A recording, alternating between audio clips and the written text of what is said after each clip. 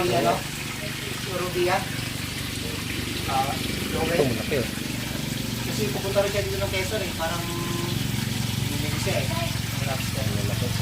Ano pinili ko? Rubian. Ano? Yung ko niya, malaki yung Rubian.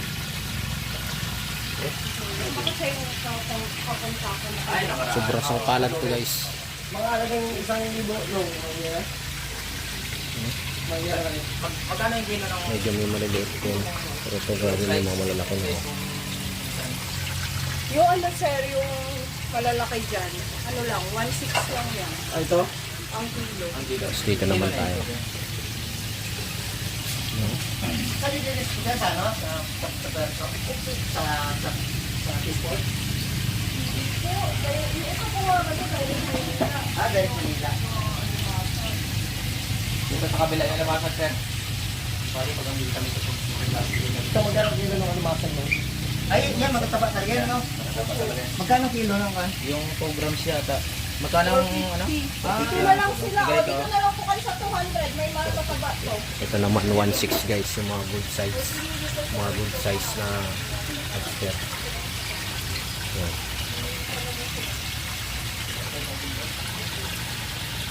May black, pumasok na dyan. Black? Black. Nak, may ano, tuto. Ako po ako rin na gano'n. Ay, si Sir Marlon. Lagi dito. Yung ano ko, yung natumo pa ko. Pagka dadaanan yung may packing na. Pinapacking na. Paano ang kain ito ng ano? Oo. Ano lang po yan? Tuway po. Kasi po kami nagpapadala ng pwesto, may mga nag-order sa Kill yung tuway. Bibiyakin lang yan sa pagkakang Yung marami kasi namili kahapon eh. May na yung ano ngayon. Kaya pala parang konti na lang yung ano nyo kayo. Mahina na yan kasi bagyo, grabe lakas.